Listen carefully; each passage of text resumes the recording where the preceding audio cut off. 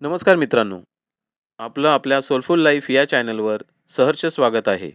भगवद्गीता 18 अध्यायांचे सारांश वाचन झाल्यानंतर आज आपण एका अशा विषयावर बोलणार आहोत, जो प्रत्येकाच्या आयुष्यात कधीतरी दुःख देऊन गेलेला असतो.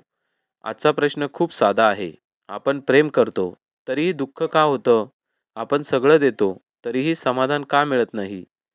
आज बहुतेक लोक प्रेम मिळालं नाही म्हणून रडत नाहीत, तर ते अपेक्षा पूर्ण झाल्या नाहीत म्हणून रडतात. आजचा विषय असाच आहे. गीता आणि रिलेशनशिप. अपेक्षा दुःख का देतात? आजच्या नात्यांची खरी वेदना काय आहे? मित्रांनो, आज नात्यांमध्ये एक वाक्य खूप ऐकायला मिळतं. मी एवढं सगळं केलं, तरी मला समजून घेतलं नाही. आई म्हणते, मी आयुष्य घालवलं, तरी मुलं दूर गेली. बायको म्हणते, मी सगळं केलं, तरी त्याला माझी किंमत नाही. नवरा म्हणतो, मी कुटुंबासाठी राबलो, तरी मला कोणी समजत नाही. मित्रांनो, इथे प्रेमाचा अभाव नाही, इथे अपेक्षाचं ओझं आहे. आपण प्रेम करताना नकळत एक करार करतो. मी देतो, म्हणजे मला मिळालंच पाहिजे. आणि जेव्हा ते मिळत नाही, तेव्हा प्रेम दुःखात बदलतं. येथे भगवद्गीता आपल्याला थेट आरसा दाखवते. श्रीकृष्ण भगवान म्हणतात, कर्मण्येवाधिकारस्ते मा फलेषु कदाचन. याचा अर्थ असा, तुझा अधिकार फक्त तुझ्या कर्मावर आहे, पण त्या कर्माच्या फळावर तुझा अधिकार नाही. मित्रांनो, आपण नात्यात काय करतो? आपण म्हणतो, मी प्रेम केलं, मी काळजी घेतली, मी त्याग केला. पण मनात एक अपेक्षा ठेवतो, आता समोरच्याने तसंच वागलं पाहिजे. जसं मी वागलो. मी त्याला प्रेम दिलं, मी त्याची काळजी घेतली, मी त्याग केला त्याच्यासाठी. तसंच त्याने वागलं पाहिजे. इथे गीता म्हणते, प्रेम कर, पण फळ मागू नकोस. कारण फळ मागितलं की प्रेम संपतं. अपेक्षा म्हणजे नेमकं काय आहे? तर अपेक्षा म्हणजे तो मला समजून घेईल, ती माझ्यासाठी बदलेल, मी जसा विचार करतो तसाच तो करेल. पण मित्रांनो, गीता सांगते, प्रत्येक माणूस स्वतंत्र आत्मा आहे. तो तुमचा नवरा असू शकतो, ती तुमची बायको असू शकते, पण आत्मा कोणाचाही मालक नसतो. आपण प्रेम करत नाही, आपण आपल्या अपेक्षेवर प्रेम करतो. आणि जेव्हा व्यक्ती आपल्या अपेक्षेप्रमाणे वागत नाही, तेव्हा आपण म्हणतो, "तू बदललास." पण खरं सांगू, व्यक्ती बदलत नाही. अपेक्षा उघड होते. श्रीकृष्णांचं नात्यांचं तत्त्वज्ञान पहा.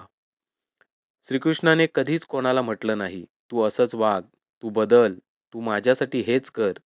राधा कृष्णाची होती, पण कृष्णाने तिला कधीच बांधलं नाही. सुदामा गरीब होता, पण कृष्णाने कधीच त्याच्यावर दया दाखवून अहंकार केला नाही. गीता सांगते, जिथे स्वातंत्र्य नाही, तिथे प्रेम नसतं. नातं टिकवायचं असेल, तर समोरच्याला मोकळं ठेवा. अहंकार आणि अपेक्षा कमी करा. गीता स्पष्ट सांगते, अहंकारम बलम दर्प. अपेक्षा कुठून येते? तर ती अहंकारातून येते. मी बायको आहे, मी नवरा आहे, मी आई आहे, मी एवढं केलंय. भूमिका निभावणं चूक नाही, पण भूमिकेला अहंकार जोडला की नातं जखमी होतं. गीता म्हणते, भूमिका निभवा, पण मी खूप मोठा करू नका. प्रॅक्टिकल जीवन बदलणारे उपाय आता खूप महत्त्वाचा भाग आहे हा.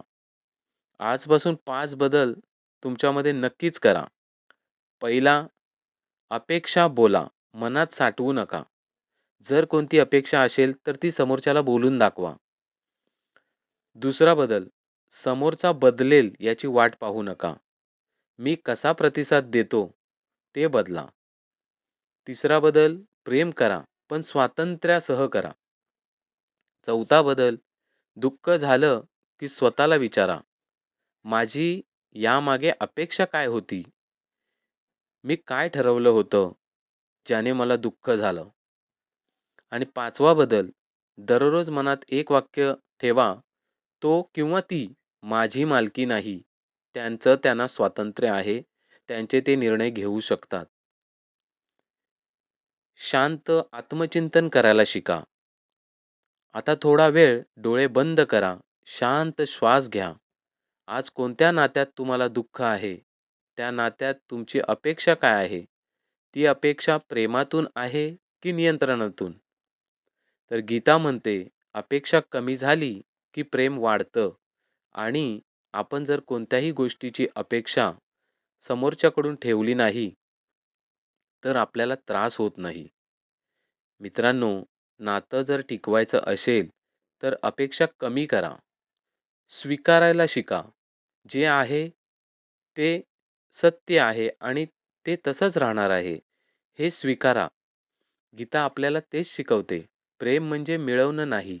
प्रेम म्हणजे मुक्त करणं. जर हा विचार तुमच्या मनाला पटला असेल, तर कमेंटमध्ये लिहा, "मी अपेक्षा कमी करायला सुरुवात करतो किंवा करते." जर आपल्याला हा व्हिडिओ आवडला असेल, तर व्हिडिओला लाईक करा, शेअर करा आणि चॅनलला सबस्क्राईब नक्की करा. जय श्रीकृष्ण.